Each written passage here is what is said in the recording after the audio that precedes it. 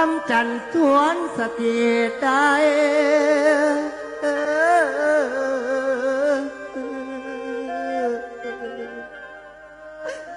ตัดสินใจ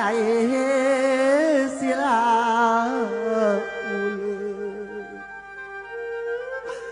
ความใดเคยเครื่องคุณเอาโห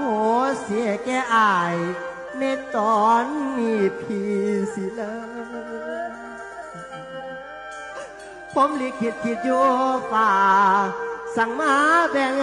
ให้หันเหสายแน่นเทพที่คำจันส่วนศิลาลงเลยบุญท่านเอ๋ยบุตรตาแก้ว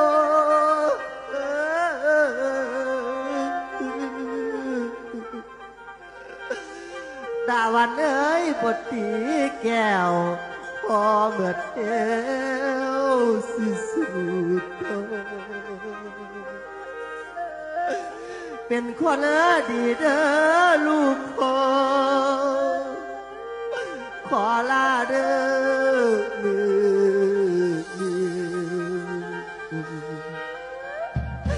ขอตายนา